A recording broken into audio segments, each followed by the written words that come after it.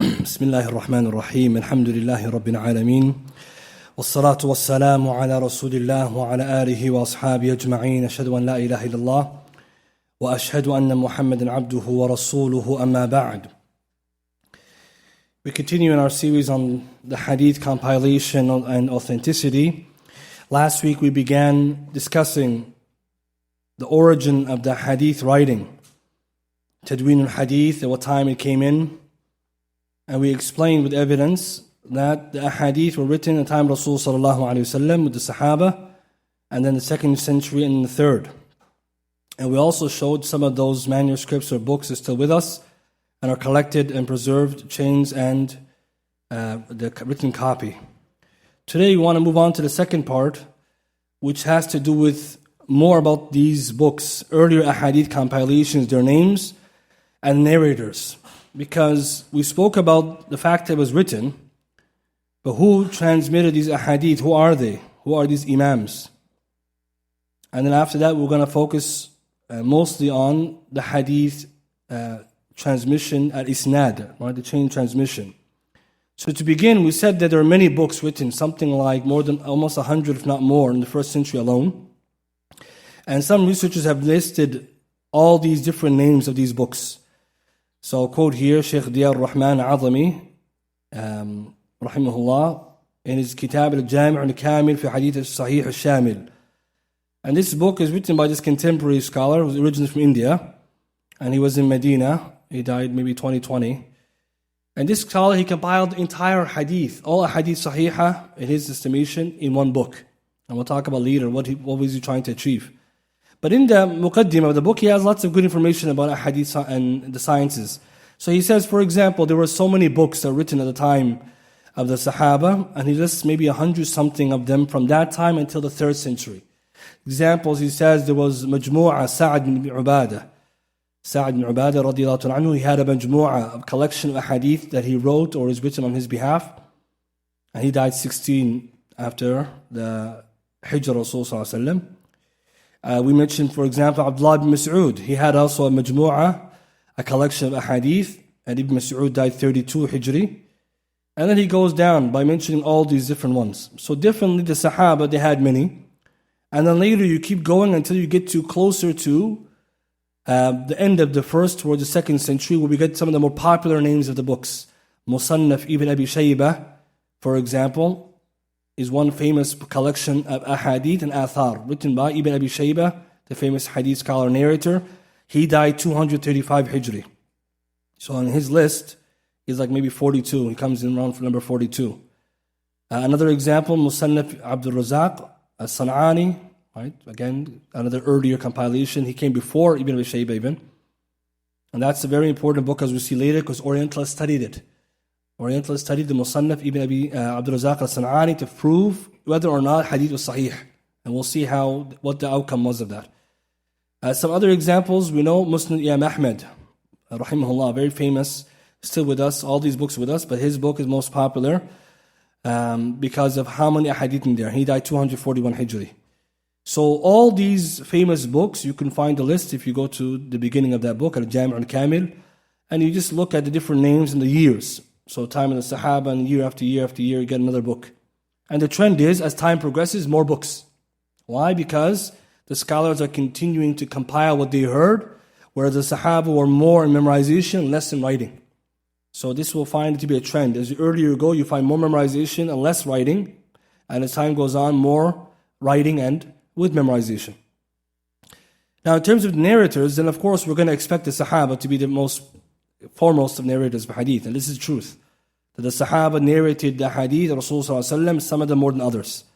Now someone may say, how come all the Sahaba didn't narrate a hadith? Number one, some of them were more busy. For example, Abu Bakr as-Siddiq is the most knowledgeable of the Sahaba, bittifaq, by agreement. But his hadith is so small compared to Abu Hurairah. So some people, when they look at this, they say, this doesn't make sense. And we'll see later, those who accuse Abu Hurairah radiyallahu anhu of anything, is because they didn't understand why he had so much ahadith. But we know that some of the Sahaba, like Abu Bakr, he was a Khalifa. And he reigned for 2 years, then he passed away. So he was busy with the Khalifa from riwayah, so therefore he couldn't do what Abu Hurairah could do. Not to mention, in the lifetime of Rasulullah, Abu Hurairah was more free, to collect the hadith and to memorize them. So these kinds of discussions are not a big deal for the Muslims. But for non-Muslims, they ask this question. Why, for example, there's a Sahabi who accepted Islam in the year of Khaybar. Abu Hurairah became Muslim in 7th Hijri. And they have Abu Bakr, Siddiq, and Umar who were from the time of Mecca. So we answer like this. They knew the hadith, but they were sufficed by the other Sahaba, which is the second reason. They were busy, and number two, sufficed. Abu Hurairah was doing the work for them and narrating, and then other Sahaba. So there's no need for them to narrate what they already knew. An example, Umar radiallahu anhu, he knows many ahadith. But sometimes he would ask the Sahaba, anyone know a hadith about this topic? He might know a hadith, but they narrate it, and sometimes he didn't know it. But if he didn't narrate a hadith, doesn't mean Umar didn't know something all the time. Rather, sometimes he knew something, but they narrated. And they left it to them because those other Sahaba were more, either younger or had more time or ability to write. And that's another one. Some Sahaba have more hadith because they wrote, and some didn't. Example, Abdullah ibn Amr al-As, he wrote many hadith. So he knew more hadith than, let's say, others. Because he wrote and they didn't write. Abu Hurairah, even one narration, he mentioned that Abdullah knows some things we don't know. Because he wrote and Abu Hurairah didn't know how to write. Abu Hurairah was illiterate, he didn't know how to write. So he would only memorize. So the benefit we take from this, these reasons are found in the books. So if someone were to ask you, I don't understand Abu Hurairah's collection of hadith or his number, it doesn't make sense, we're going to see quickly that that's a very weak argument. So who are the famous ahadith narrators from the Sahaba? The ulama mentioned the most famous of them being number one, Abu Hurairah, who is number one, followed by Ibn Umar, Abdullah ibn Umar, and number three, Anas ibn Malik, and then number four, Ibn Abbas. If you want to go in order, Aisha first, Aisha before Ibn Abbas. So we'll go in order, Abu Hurairah, and then Ibn Umar, and then Anas ibn Malik, then Aisha, and then Ibn Abbas, and then Jabir ibn Abdullah, and then Abu Sa'id al-Khudri. All of these are to consider the top of foremost narrators of hadith, in that order. Abu Hurairah, Ibn Umar, Anas, Aisha, Ibn Abbas, Jabir ibn Abdullah, and Abu Sa'id al-Khudri. And when we look at the numbers of their narrations, it's very clear that they overcome or they surpass the Sahaba in narration. Right? So this is in terms of narration. And later down you can get Ibn Mas'ud and Abdullah ibn Amr and As and others. So the ulama, they mentioned them. For example, in Al-Fiyah Suyuti, he mentioned the famous lines. وَالْمُكْثِرُونَ فِي رِوَايَةِ الْأَثَرِ أَبُو هُرَيْرَ يَلِيهِ إِبْنُ عُمَرَ وَأَنَسٌ وَبَحْرُ كَالْخُدْرِ وَجَابِرٌ وَزَوْجَةُ النَّبِي. So he mentioned Imam Suyuti in the lines in Al-Fiyah, lines 661 to 662, that the foremost narrators from the Sahaba are Abu Hurairah, followed by Ibn Umar, then Anas, then Ibn Abbas, who is nicknamed the Bahr, the ocean of knowledge, and likewise Abu Sa'id al-Khudri, then Jabir ibn Abdullah and Aisha, the wife of the Prophet ﷺ. So some of the ulama, they mentioned these abiyat to help remember them. Of course, Suyuti, he wrote them, and others have similar lines. وَالْمُكْثِرُونَ فِي رِوَايَةِ الْأَثَرِ أَبُو هُرَيْرَةَ يَلِيهِ إِبْنُ عُمَرَ وَأَنَسٌ وَالْبَحْرُ كَالْخُدْرِ وَجَابِرٌ وَزَوْجَةُ النَّبِي. So if someone memorizes it, he will know the major narrators. But the question now, what are their numbers? What did they memorize?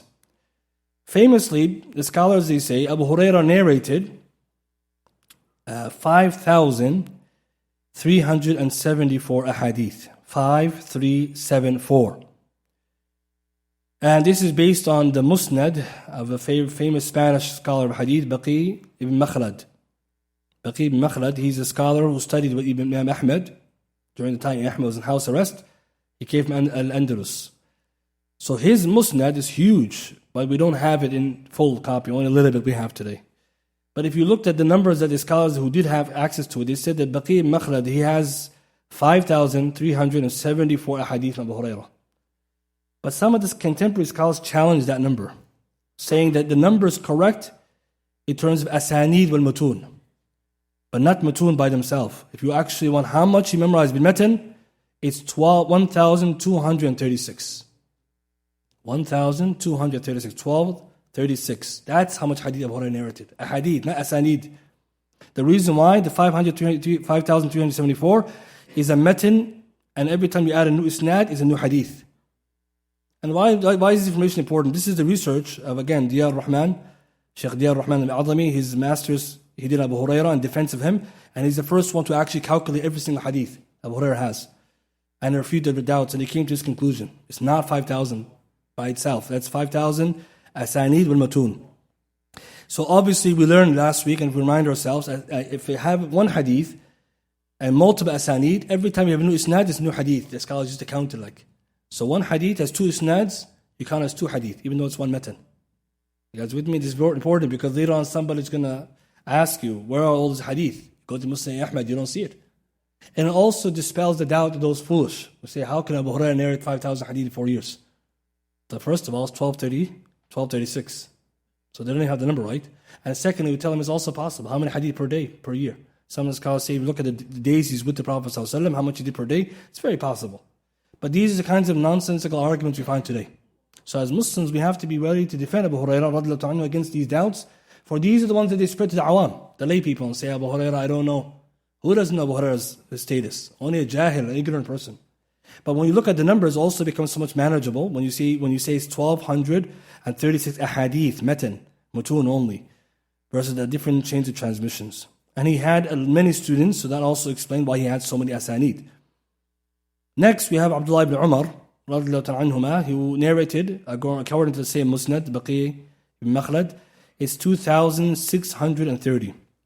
So Ibn Umar, it's 2,630, 2630. 2630. And so you can see that he has significantly less compared to the asanid. Again, if we're going by asanid here. So the footnote for all the numbers I'm going to mention, these are not the true numbers just on the matan. This is based with the isnad, different isnad, asanid. So Ibn Umar, 2630. As for Anas ibn Malik, he served the Prophet ﷺ for 10 years. And the scholars say he narrated 2,286 ahadith. 2286. And he had many students because he lived very long. So 2286, that's Anas ibn Malik anhu. Al-Mu'mineen Aisha anha, she narrated 2,210. 2210. And many of the hadith came by way of her nephew, Urwa ibn Zubayr, radiyallahu anhu, or rahimahullah. So he narrated a lot from her. So 2210. Again, each one of these numbers are with the asani, different asani. But if you just look at the matan, we can make them smaller, right? The number. Ibn Abbas is reported 1660. 1660, 1,660 hadith. And Jabir ibn Abdullah, 1,540, 1540. So Jabir ibn Abdullah, 1540. And lastly, Abu Sa'id al-Khudri, radiyallahu anhu, 1170, 1,170. So looking at these numbers, you can see that these are clearly the foremost narratives of hadith. Other Sahaba narrated 1, 2, 3, or 10, or dozens. And if you go to different books of Masanid, you can see their name and you can see how much they narrated. And these include ahadith which are either authentic or weak. Right now we're just talking about numbers, not authenticity. That will come later. So when you look at this, you can see clearly the Sahaba were narrating prolifically or abundantly in time of Rasulullah, and later those who came after copied that.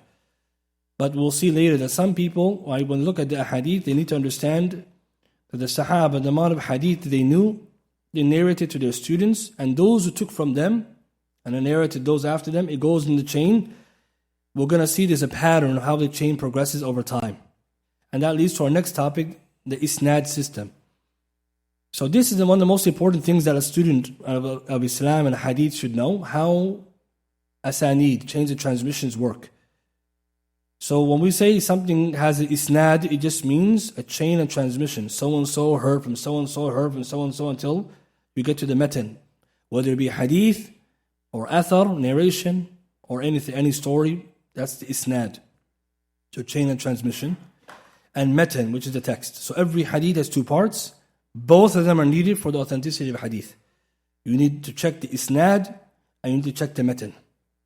So both. And this is important because we see later, the Orientalists, they criticize the Islamic scholars, thinking that they only check the asanid for authenticity, as if we didn't know anything about matan criticism. We do. Jarh wa ta'deel has to do with the matan. Ilal has to do with matan, to do with the hidden defects of chains and the texts. So this will come later. But you can't say hadith sahih if the chain is authentic only. And I'm going to show that later. Why is this the point?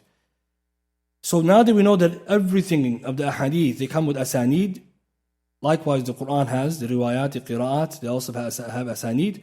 And even books of fiqh, we have asanid, right? This is the hallmark of our deen. Islam is known for change and transmission. This is us. Our deen is haddathana wa akhbarana. Qala fulan or shaykh so on. So that's our deen.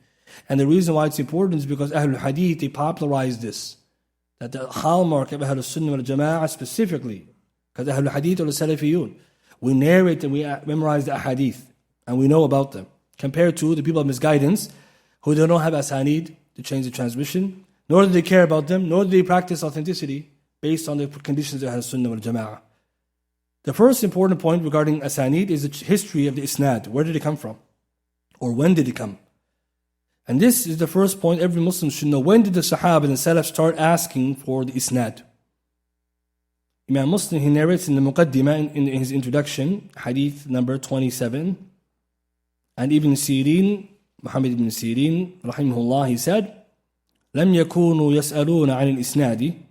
They, the Salaf, these teachers and the Sahaba, they never used to ask about the isnad. فلما وقعت الفتنة, when the fitna occurred, قالوا سموا لنا رجالكم. They used to say, name for us your men. فينظر إلى أهل السنة فيؤخذ حديثهم وينظر إلى أهل البدع فلا يؤخذ حديثهم. So they used to look at the narrations. So if it was from Ahl al-Sunnah, they would take it. If it was Ahl al-Bid'ah, they would reject it. So this narration is authentic and it teaches us a number of things. Number one, when the isnad came. فَلَمَّا وَقَعَتِ الْفِتْنَةِ. What's this fitna? We have to explain what's this fitna he's talking about. And number two, we also learned the usage of the term Ahl al-Sunnah wal Jama'ah was in the time of Sahaba and Salaf. Some people today would say, when did Sahabis Ahl al-Sunnah? When they need to differentiate themselves from Ahl al-Bid'ah, like the Khawarij and the likes of them. So the scholars of Ahl al-Sunnah wal Jama'ah and Muhaddithun clearly say, the fitna mentioned by Ibn Sirin is talking about the fitna between Ali and Muawiyah radiyallahu ta'ala anhuma. That both of them, when they had that dispute in relation to the Khilafah and the death of Uthman, it's referring to that time period, not later. Some of the Orientalists, or many of them, they calculated the date, I think maybe deliberately, in order to say that hadith started late.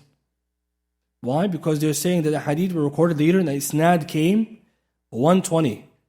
So they brought the narration of Umar ibn Aziz last week, and they also brought this fitna and said the isnad was projected or started this time, so they used to project the hadith backwards. We're going to see who came up with this idea and this nonsense.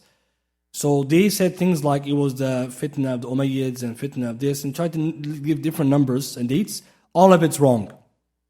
Why and how do we know it's the fitna Ali and Muawiyah at that time period? Because in the same Muqaddimah, Imam Muslim, narration number 24 now. Take a look. Just before Ibn Sirin talked about this, Abu Ishaq, rahimahullah, when the narrators of hadith, he said, when they narrated things about after Ali, and the people of misguidance, or people of ta'assub, and we know who he's indicating here, the people like the Rafidah, who were coming around saying things about Ali that were not true, or the Khawarij who were making up things about him which are not true. He says, Abu Ishaq, when they narrated things after Ali, may Allah be pleased with him, a man from the companions of Ali said, may Allah curse them, did they corrupt every type of knowledge? And so he's talking about here, the beginning of the Rafidah and their misguidance in the lives of Ali.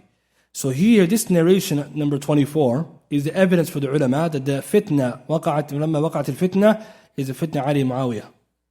Hence, it shows that it begins the time of the latter first generation, or the middle of first generation, not the late, right, first century or after it. And the reason why this is important data, when we get to the doubts of the Orientalists, as soon as you know this, you know the first mistake. That they claimed the fitna was something else, bidun dalil. So we asked them, where did you get that historical fact? He said, they have no proof. And the reason why they do this, brothers and sisters, is because they already have suspicion about our ulama. They think our ulama are always lying. Today we'll see that everything the ulama have said is correct. So we have proof for our point. So this is important information. So فَلَمَّا وَقَعَتِ الْفِتْنَةِ When the fitna happened to Ali Muawiyah and there became some kind of lies and false narration, they used to say, سَمُّ لَنَا رِجَالُكُمْ Name for us your men. Yani let's see the isnad, who do you have? It doesn't mean that there was no isnad beforehand. Because how could you name something you didn't have? So scholars, they say that everyone used to know different narrations that they memorized, but they never asked for a narration as a condition. And isnad, they never asked each other, bring the isnad. So Sahaba sometimes would say, did you hear a hadith? And they will say yes, and they narrated. And sometimes they would narrate that they heard from Rasulullah ﷺ, and sometimes they wouldn't say it because it's given. Whoever they got it from is clearly Rasulullah ﷺ. But when the fitna happened, no. Now we have to be careful. Because there's some people who are lying and saying things are true. Ali said he didn't say, or Rasulullah ﷺ said he didn't say. So that's the first benefit. An example now of an isnad. For example, in Bukhari in his Sahih, hadith number 2749, قال Imam Bukhari رحمه الله حدثنا سليمان بن داود أبو الربيع حدثنا إسماعيل بن جعفر حدثنا نافع بن مالك ابن أبي عامر أبو سهيل عن أبيه عن أبي هريرة رضي الله عنه والنبي صلى الله عليه وسلم قال آية المنافق ثلاث إذا حدث كذب وإذا أؤتمن خان وإذا وعد أخلفه. So this is an example of a hadith with its isnad. And of course, the beginning when you hear حدثنا or أخبرنا or أنبأنا or أن or عن, all these are just different siyagh, ways of narrating how you heard. And the most correct opinion, they all have the similar meaning. Although there is some strength and weakness versus each other, some argue this. But this is the chain, the beginning. So Sulaymaan ibn Dawood Abu Rabi' heard or narrated to us from Ismail ibn Ja'far, who narrated to us like that. And this point of the isnad is for us to prove that in order for this hadith to be from Rasulullah, we have to check the chain and we check the matan, we check both. And we'll see later how that works. But this chain of transmission, for example, is just one of the many that we have.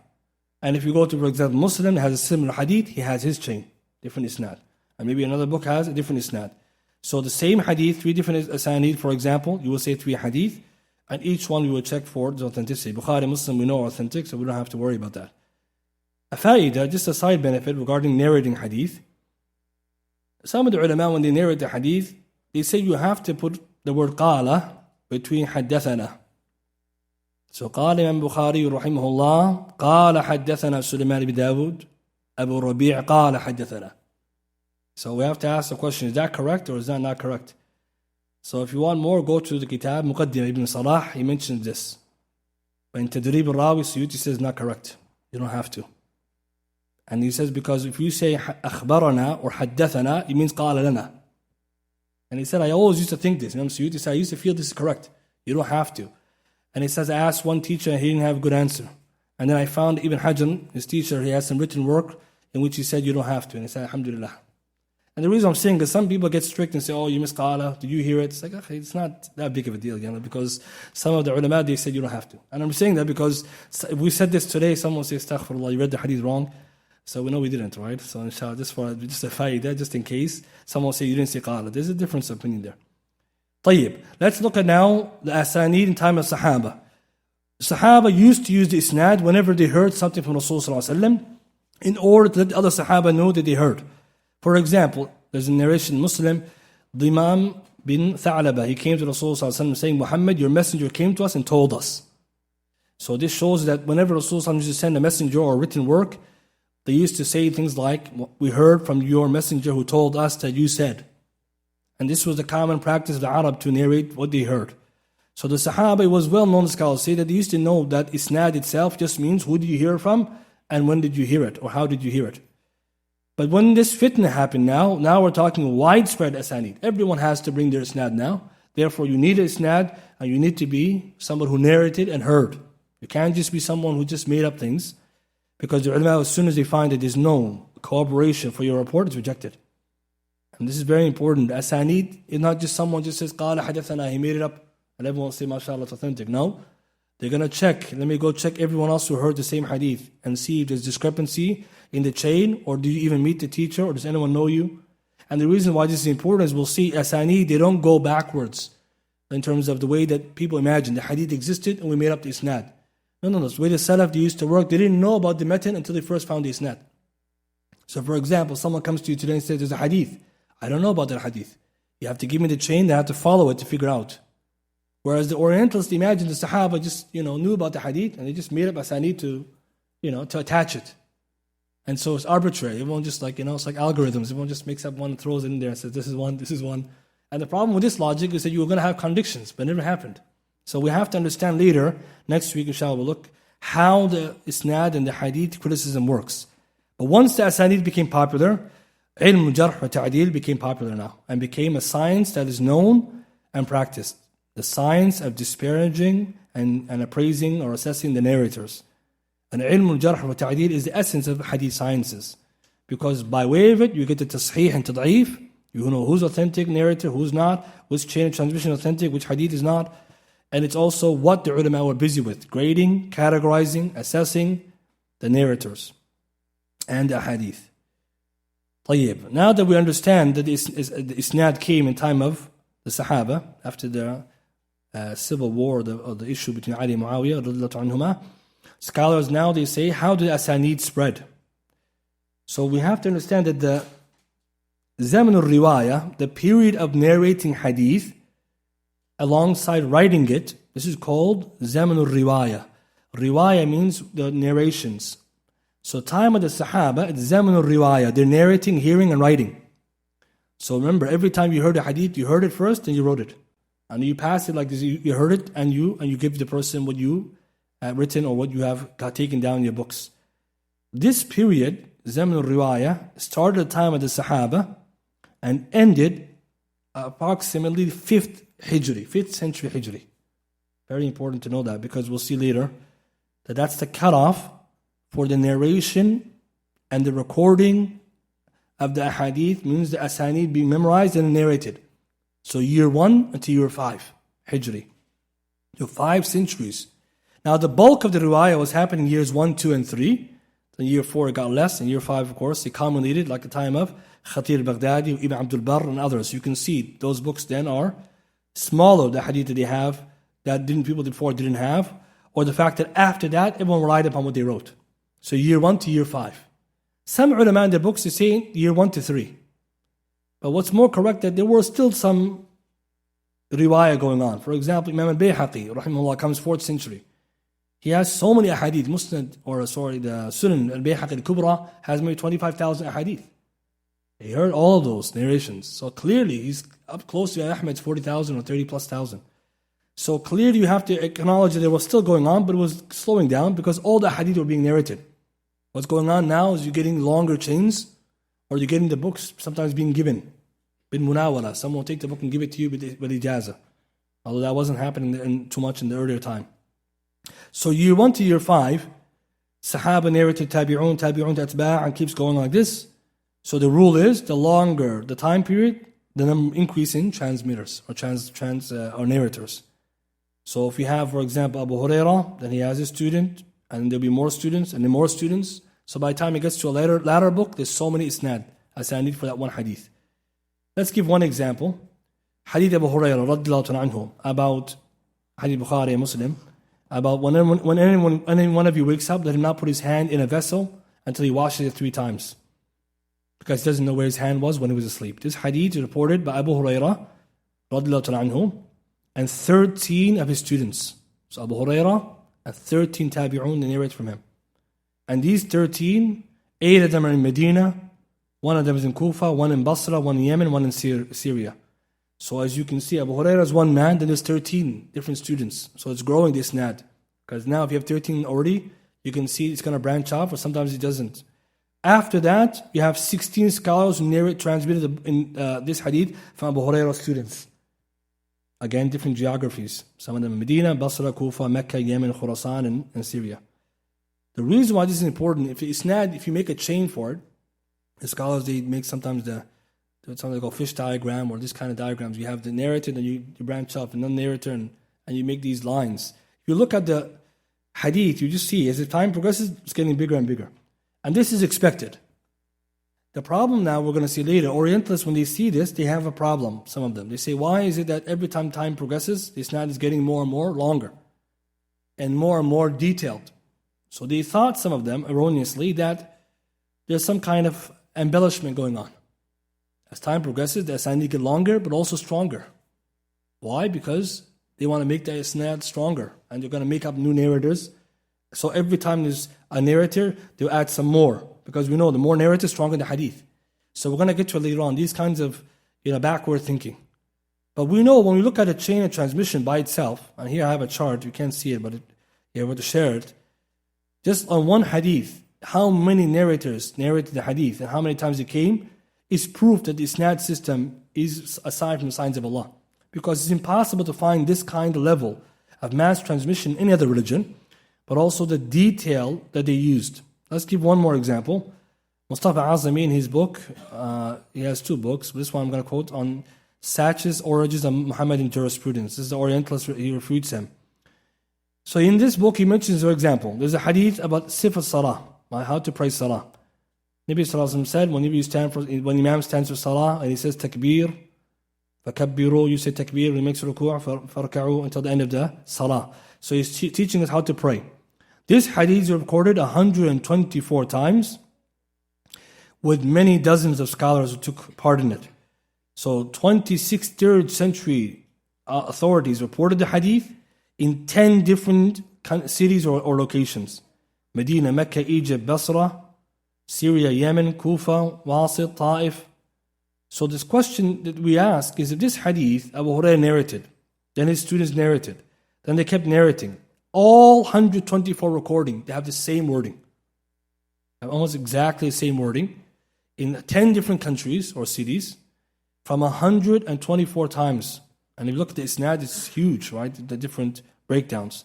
Also, it has cooperation. Ibn Umar has the same narration with Jabir, Aisha, Ali. The question now, if these asanid were made up, is it possible then for the students of Abu Hurairah to then go and to have the same wording and to transmit it to others in different locations when they didn't know Abu Hurairah had the hadith, when they found it from Ibn Umar, for example, or they got it from Abu Hurairah from his student, and another independent teacher would teach it the same way to his student? So what they're finding is that the different locations, they couldn't transmit the wording to each other because there's no technology at that time. So when Abu Hurairah narrated to his students as is, and they kept it, and Ibn Umar narrated to his students as is, and then Aisha as well, all of these narrations have the same wording, which shows that each Sahabi is a common link, and each one narrated, because each one of them, when they brought the narration and they came, you would expect if it was a fabrication, there would be some changes going along the way or introducing new meanings. But you won't find any of that. Not to mention that some of the students didn't meet each other. So the ulama, some of them will see later, this evidence that the hadith, the way it's read, only shows that the faithful tradition that the Sahaba had, and Sahaba and the Tabi'un, that they would memorize and carry the way it is. In fact, their mistakes, they would also narrate the way it is. So for example, if someone heard it mawquf, he would never say marfu'. He would keep it mawquf. Although it would be better to say it's marfu'. You see, I'm saying this because later we'll find that if someone said hadith marfu', it's better for him, stronger. But he will say it the way he heard it. And the reason why this is important is because this guy that Mustafa Azim is refuting, he imagined that the Sahaba were the ones fabricating the hadith. But the problem we find is the Sahaba, they're fabricating the hadith. How did they reach so many people to fabricate it to and keep them the same wording? The fact that other Sahaba corroborate the same hadith and they have different asanid. So Ibn Umar, for example, and Abu Hurairah, Aisha, and Jabir, and Ali, did they all come together to make the hadith wording sound the same? And all their students kept this pact? Or is it more likely that each of these narrators narrated as is and then the amana continued? But the fact that we have so much change of transmission for one hadith just gives you an idea how many hadith are there. Right? Again, when I say hadith, 124 times, one hadith. So 124 chains or 124 different times would count for that many times of narration. Which leads then to the question people always ask, how many hadith are there then? If it's so easy to narrate a hadith or to have more chains, how many are there? And this is where it gets interesting. Because the ulama, they differ. Reason being, it's so hard to figure out exactly how much. But it's not impossible. Tahdid, ahadith, wa asanid can be done. First, asanid, change the transmission. Sheikh Diyar Rahman Al-Azami, in his kitab Al-Jami' al-Kamil fi Hadith Sahih Shamil, page 50. And this book, brothers and sisters, he tries to compile every single hadith sahih possible. And a lot of the hadith he brings is the same hadith authenticated by Imam Al-Albani. As we're going to see, there's an independent convergence here. Because some people come to Sheikh Al-Albani, what was he doing? He was authenticating the hadith but like his brothers were. But you don't know any hadith, so you think that he's just doing things. How many asanid? He says, Diyar Rahman Al-Azami, based on his own experience. Again, he spent years studying hadith. He says it's approximately 40,000 ahadith books. Firstly, 40,000 ahadith books. All right. 40,000 ahadith in the books. 40,000 ahadith in the books. And this, he says, is in terms of the actual matan. We're going to see with the isnad, there'll be more. And he says that these ahadith, 40,000 of them, 8,000 of them, they appear in the 6 books of hadith. 19,000 in Majma' al-Zawaid of Ibn Hajar al-Haytami, which is a book where he gathers the Zawaid, additional narrations not found in the 6 books. So Ahmad, Abu Ya'la, Al-Bazzar, he brings all those other narrations, Masanid.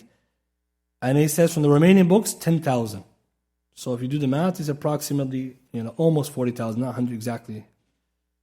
So he says these are the number of ahadith in the books if you were to actually look at the actual matan. Not talking about how the isnad makes it more. And what's interesting about this is based on his own counting. And to confirm this, he says, Hafiz al-Suyuti, I found, he says in Tadrib Rawi, volume 2, page 35, I found, he says, Imam al-Suyuti then says, the ahadith, sahih and weak, do not pass 100,000, they don't even pass 50,000. Allahu Akbar. So he says, when I counted it, and then I found Suyuti said, there's not more than 450. And how much is he saying? 40. And this shows you again, this Shaykh, what he's doing, following up the different narrations, and he's finding it by way of practical examination. So if you look at just the Mutun, about 40,000 different weak, authentic narrations available. Now, when it comes to the Asanid, since the Isnad is more, he says on page 51 of that book, that the Asanid, if you look at the numbers, then the Asanid for the Ahadith, just Ahadith only, are 300,000 marfu' Isnads, 300,000. So look at the difference here, 40,000 Hadith, 300,000 Asanid. So now we know, 1 Isnad, or 2 Isnad, 3 Isnad, for 1 Hadith will count as many Hadith. So only a Hadith, only marfu' means up to Rasul sallallahu alaihi wasallam, 300,000. As for the statement Imam Bukhari rahimahullah that I compiled and authenticated 600, or I chose Sahih Bukhari from 600,000, what Imam Bukhari meant was marfu' al-marasil wal-mawquf, everything. So Imam Bukhari, when he says I had 600,000 hadith I chose from, he's talking about every narration he knew. Authentic narration, weak narration, mursal, marfu', all the categories. So that much from the Prophet ﷺ, that from the Sahaba, that which is a broken chain, he counted all of those. Now you can understand when they say Imam Ahmad knew 1 million hadith, وأسانيد means hadith, والمرفوع, والموقوف, والمرسل, etc. All of that. Now, how many narrators of hadith? Diya al-Rahman, he says, according to his estimation, he has a whole book on this. Can you imagine? He says there's 50,000 hadith narrators. And he has a mawsu'a, wallahu a'lam, when it's going to come out, where he brings every single narrator and his grading, his history, his biography, and his grading, in order to write this book. Students, brothers and sisters, when we hear something like this is Islam. Not some people today who don't know anything about religion. He's compiling 50,000 narrators to do this job. Sounds like when Imam Al-Albani rahimahullah said, I compiled 40 volumes to do Sahih al-Jami', just to authenticate it. Because I first had to find where Suyuti got all the hadith from. I collected the asanid, then I did the work. So when Shaykh Al-Albani says Sahih in Sahih al-Jami', we don't have nothing to say on that. Because you have no idea where he got it from. Just like Sahih, when he says authentic, you got to go and look. Because he brings so much for you to work with. And this is the respect for the ulama. But also very interesting, because it also shows you can actually enumerate the different narrators and how you can check. Because that's what he was trying to do in this book. His job in this book, Al-Jami' al-Kamil, was to figure out if it's possible, and inshallah he is, because this is his final book before he died, that he brought all the hadith sahihah in one book. And we're going to see what number he came with at the end. So the summary of this section, 40,000 ahadith in the books, 300,000 marfu' asanid, and 50,000 narrators. Which then leads to the next question, how many are authentic?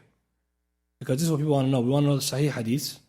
So the scholars, they say now, there is some difficulty in calculating the authentic hadith because there is some elements of ijtihad.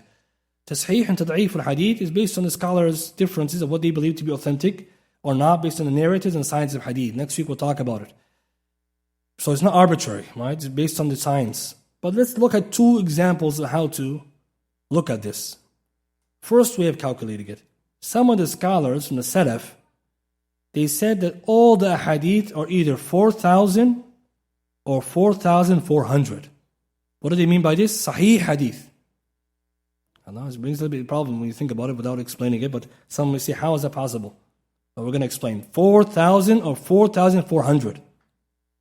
All the hadith sahih. Hafiz al-Rajab, he brings the Jami' Ulum al-Hikam, volume 2, page 58. Imam Abu Dawud, the Sijistani, rahimahullah, said, I examined the Musnad ahadith and I found them to be 4,000. Some of us probably read that. When you read the Jami' al-Hikam, mentions this. And then he says, from the 4,000, 4 of them are the whole deen. So some of the scholars say, how did he say 4,000 when he knew 500,000? And you guys know, Imam Abu Dawud knew 500,000 hadith. At that time, that was a hafid, 500,000. That was the bare minimum. So he knew that much, but when he meant 4,000, as-sahih, authentic, ahadith. Imam al-San'ani, he writes in Tawdih al-Afkar, page 63 and 64, Fa'ida, benefit, Hafiz ibn Hajar said, and he brings a chain of transmission, that one of the earlier scholars said, right, so it goes all the way up, and it says in that narration that Yahya bin Sa'id al-Qattan, Ibn Mahdi, Ahmad bin Hanbal and others, they said, the ahadith sahiha, that are musnada at the Rasul until him, reaching him, are 4,000 4,400 ahadith. This is what it is. And then he says, San'ani, يعني الصحيحة, بلا تكرار, without being repeated. 4,400 and 4,400. So whose view is that? Ahmed, Ibn Mahdi, Abdul Mahdi, Yahya bin Sa'id Qattan, and also Abu Dawud. Now some will look at this and say, brother, you just told us there's a book full of hadith sahih, and they're not 4,000. So this is where some of the ulama, when they look at this, they say, well, we have to explain what they're trying to say. But one way of looking at it is that maybe, wallahu a'lam, what was intended by this is that the ahadith which are muttafaq, which are agreed upon their authenticity, are 4,000 or so. Between 4 and 5,000, 100% authentic. باتفاق العلماء. يعني علماء hadith. So if you interpret it this way, this makes more sense. Because there are other ahadith which are ijtihadi, يعني someone makes it sahih, someone tad'if. Hence, the scholars say hadith authenticity are 3 types. Number 1, a hadith everyone agrees authentic. Like Bukhari, Muslim, Sahihain, Muttafaqun alayh, no one doubts it. Number 2, a hadith everyone agrees weak. عن موضوع, somebody made up a hadith. So many of the hadith you find that are strange in the wordings and make no sense, most likely is da'if. And we'll talk about later how do you know if it's weak or not, even with using your aql. Right? Because some of the Orientalists, they like doing this. Some of those are, pseudo-liberals, they come and say, we're so smart, look at this hadith. And it's not even hadith. I was talking about eggplant. What hadith is about this? And the eggplant. I know, it's like some fadail for the eggplant. It's like, come on, And they try to use example to make tashwish of the deen. And if it was authentic, anyway, they wouldn't take it. So it doesn't even matter, right? They just want to say, look. So we have to remember, when you hear those hadith, we'll see later the kind of criteria. And third one, which is bulk of the hadith, differed over the authenticity. Scholars differed. How did it differ? Next week we'll look at it. What's the science of hadith about? So let me show you now that it's possible to say that all the authentic hadith are this much. Shaykh Abdul al-Qasim, the Imam in Masjid Nabawi, he has a 3-volume book you can find on his website called Jami' Bayn al-Sahihain. So he compiles 3 books. All the hadith muttafaqun alayh, Ifrad al-Bukhari, Ifrad al-Muslim. Hadith agreed upon Bukhari Muslim, hadith separate, only Bukhari narrated, hadith only narrated by Muslim. And so if you put them together, you get all the hadith in Bukhari Muslim which are not repeated. So what are the numbers? Why the ulama? This is how some ulama memorize the hadith. Someone told you you're going to memorize Sahihain, this is how they do it. Lu'la Marjan, Muttafaqun alayh, then Ifrad al-Bukhari, Ifrad al-Muslim, so you have all the Sahihain without repeat. And then you go and do the rest of the books. And we'll show you. So look at this for example. His book, I was checking, he says Muttafaqun alayh, what's agreed upon Bukhari and Muslim are 1693. So you can write that down, 1693. See if it makes sense here. 1,693 hadith. He says Muttafaqun alayh, Bukhari and Muslim. And he has all the manuscripts, everything, because it's sometimes different. He says, Ifrad al-Bukhari, the hadith only Bukhari narrates, are 593. So Bukhari and Muslim agreed upon 1,693. So 1693 agreed upon. Bukhari narrates singularly, only he has it, is 593. 593. And then a hadith only Muslim has are 553. So 1693 agreed upon, 593, Al-Bukhari only, 553, Muslim only. You put them together, you get 2839. 2,839 hadith. 2839.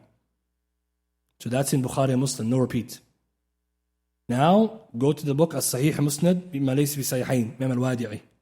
Shaykh Muqbil rahimahullah, this book, he wrote it to prove that there are authentic hadith, more than one or few, that are Sahih outside Bukhari and Muslim. And you have to read his Muqaddimah, very important. He said, when I was in Jamia Islamiyah, my teacher said in hadith class, that hadith is authentic outside Bukhari and Muslim, you can count in your hands. And since that day, he said, I never forgot, that was not right. So he went to prove it. Right? And he has two books, Jamia Sahih and Sahih Musnad. When you look at Sahih Musnad, it's very, very strict. Shaykh Muqbil's conditions, only Sahih Lidati or Hassan Lidati, and no Shubuhat whatsoever. So when you read the Muqaddimah, you see what he was doing. He's trying to prove without doubt. What's his total? The fourth Taba'an, the fourth edition before after he passed away, it was printed, 1658. That's his total. 1,658 authentic hadith, not in Bukhari Muslim. From Abu Dawood and Ahmed and Tabarani and you name it. Right? So Shaykh Muqbil did a great service from Ummah, rahimahullah, rahmatu wasi'ah. So put them together, 2839 plus 1658, you get 4,497. Close? Right? Close, right? And this is important. The Salaf, what they were saying then was what? Wallahu alam. What Imam San'ani said, the ulama said, is that it's probably muttafaq, what's agreed upon. And some bahithun today say it's about 5,000. Absolutely marfu', authentic. Asl hadith means this is the asl. Every other hadith is a ziyada or additional wording to this or has origin this. And this is pretty cool because if you can tell me there's a hadith not in Bukhari Muslim or the books, there are 6 books of hadith which is authentic, I don't dispute, but we're going to say that if it's weak or authentic, at least its origin can be found in one of these books. Some of the ulama say anything in 6 books of hadith, all the hadith are really there, either in origin or in its meaning. And we'll see that later.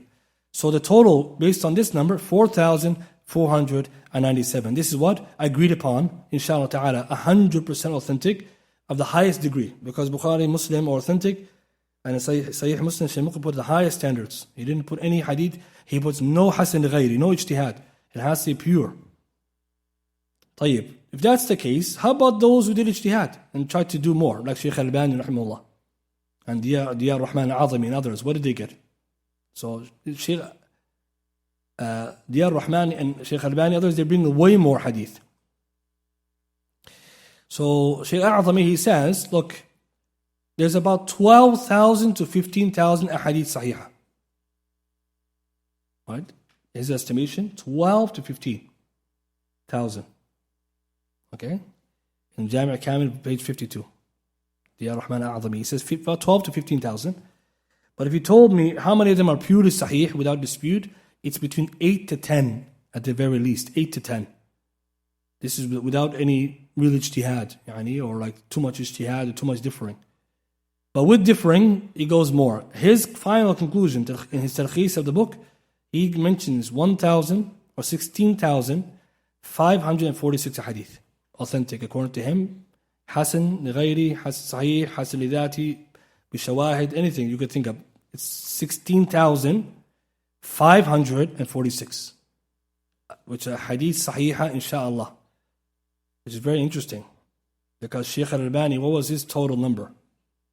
If you go to the kitab, Sahih Al-Albani, by Muhammad Hassan Abdul Hamid al-Shaykh, contemporary Shaykh, he gathered every single authentic hadith Shaykh Al-Albani had, which he went back, we didn't go back on.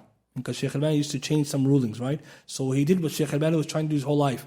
One book, all hadith. 3 volumes, subhanAllah, it's great. He said, I hope I achieved the Shaykh's goal. Because all the books Shaykh Al-Albani has are all supposed to go in that project.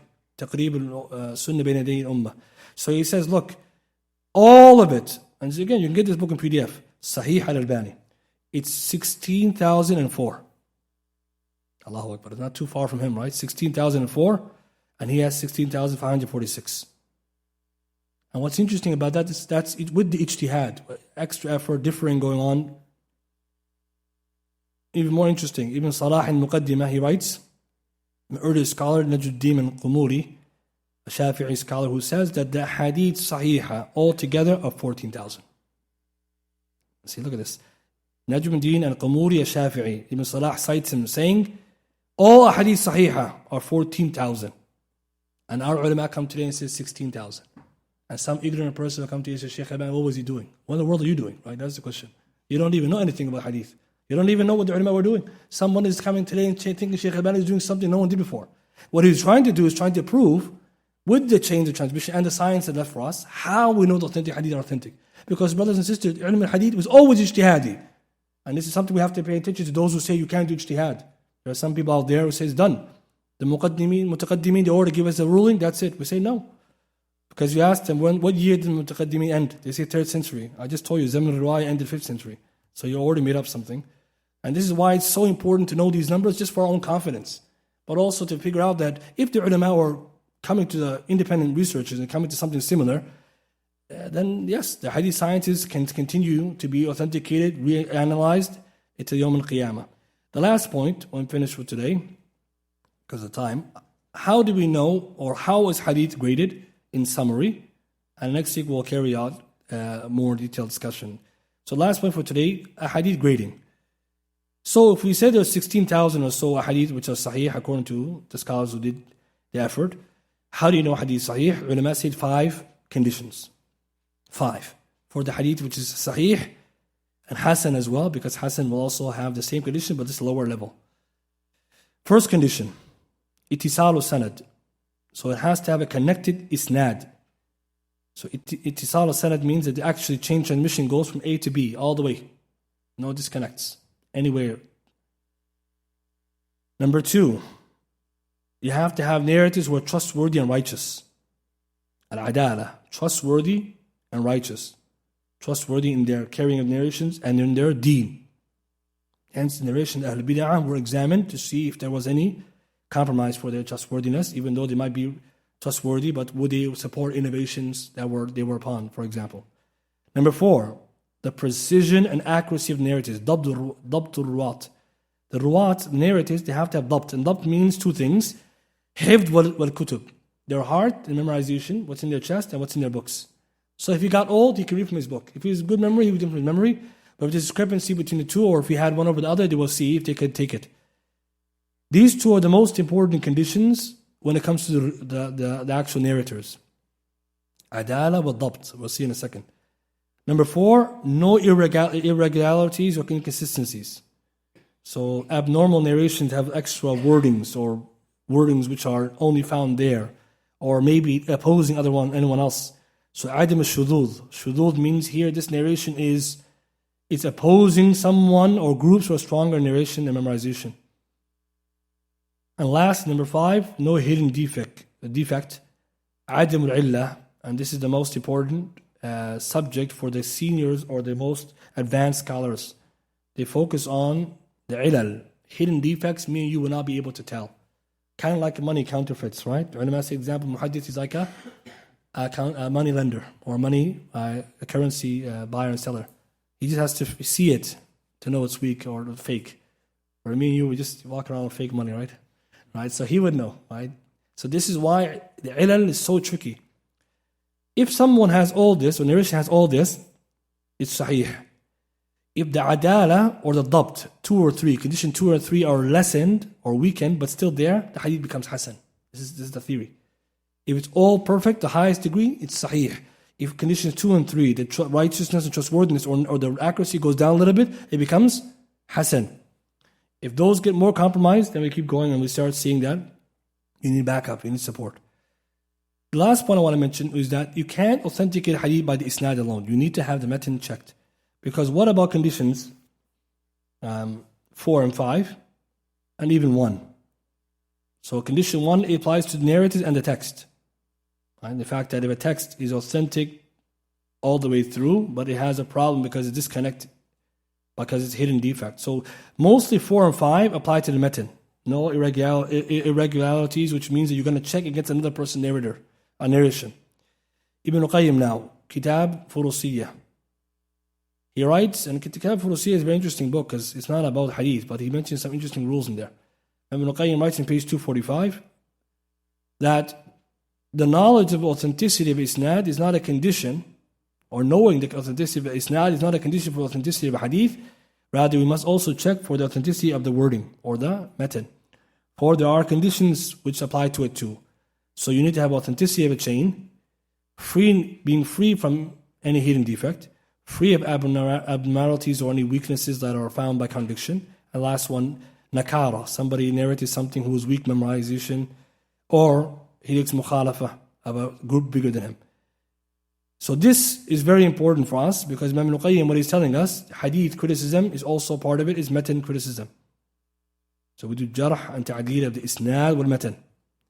And here, Shaykh A'zami says that this is an important benefit because it is also showing that we don't authenticate hadith by the ruwat alone. So many of us, if you check a hadith, the mistake someone make, he checks the whole chain, checks the books of Ilm al-Rijal and says, okay, isnad sahih. No, that's isnad is sahih, not hadith sahih. Why? Because what's the next step? Check if the hadith is sahih. And next week we're going to look, inshallah, at this more. And we have to understand how the ulama knew who's the narrator. How did they know the narrator is authentic? What did they use to double check if the narrator or the matan is actually authentic? Is there blind following going on? And the reason why this is important, brothers and sisters, this next part next week, inshallah, in order to understand the Orientalist criticism, you must understand how hadith works. And the thing is that if we don't understand how it works, then what we'll have is a confusion because the Oriental is going to make big claims. It's going to make big claims and it's going to bring proof. And so one thing that we need to start noticing that if we don't even know, for example, what the ulama were doing, it just looks like that Imam Bukhari said this person is reliable. How does he know? The guy died before him. So some people say, astaghfirullah, Bukhari just said this guy's thiqah. He didn't meet him. As if Bukhari, just where did he get it from? His dream? He didn't say that by himself. He has a chain transmission where he got it from. But also, how did he double check if his teacher said he's reliable? For example, if his teacher said this person is reliable, how did Bukhari know that he's not wrong too? So we're going to see the ulama have an internal system. Today, the Orientalists, the biggest Shaykh al-Hadith of the Orientalists, he agrees with us, right?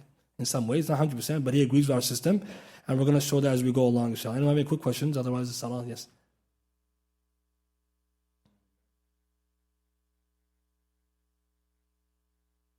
So we said, so the narration, Sammulana Rijalukum, how do we know 100% he was talking about that? We said narration Muslim number 24. Abu Ishaq, he says, when they, that's why Abdul Rafidah, were narrated things after Ali, may Allah be pleased with him, a man from the companions of Ali would say, may Allah curse them, did they corrupt every type of knowledge? Means ilm al-hadith. So the ulama say the narration came before Ibn Sirin's narration. So Ibn Sirin's number 27, Muslim, Muqaddimah his 24. Abu Ishaq is talking context, something was being said by Ali that's not true. Hence, they had to double check. And who is this? Two groups of people were lying. The Khawarij and the Rafidah. And the Rafidah came later, but the Khawarij were there at that time. So some would say it's probably more the Khawarij, because they're the ones who were saying things about Ali, and they're the ones who made the fitna worse. Hence why the Sahaba died was the Khawarij. They were fighting on the side of Ali, and really killing the Sahaba, subhanAllah. That's what they were doing. So some of the ulama said this was what was happening. But the Orientalists, the problem we have, they have no proof for their claim. They just come and say things like, well, there was lots of infighting later. And so Ibn Sirin says, they used to say, who is they? What year did he die? So you can see that the Orientalists sometimes, not sometimes, often, he would first assume something in order to create the doubt. He has to first, take it for granted. We're going to say, we don't even accept that from you. We need a chain, right? So alhamdulillah, this has a chain too, so it's not like we don't have a chain for it. And last questions? Yes?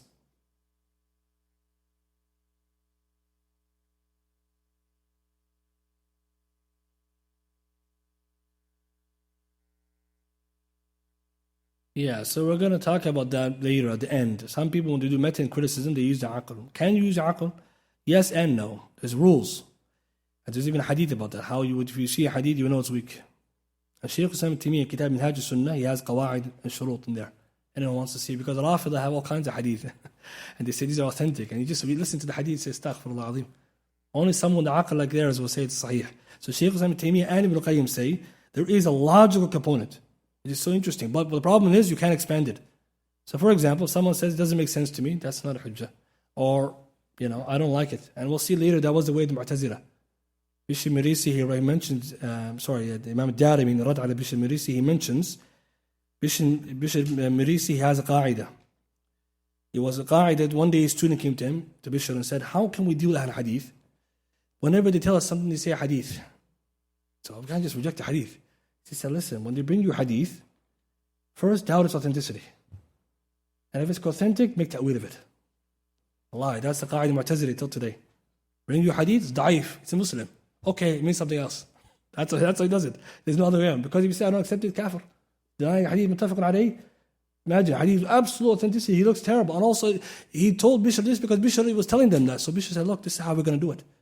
Wallahi, today, if you look at all the groups that are falling into liberalism or other extremism, that's their methodology. So alhamdulillah, we'll see that ulama, they knew our sharaf brothers and sisters in Isnad, as Ibn Mubarak rahimahullah said, Al-Isnadu min ad-din, wa lawla isnadu, laqala man sha'u ma sha'. Isnad is from the deen. If it wasn't for that, anyone will say whatever he wants.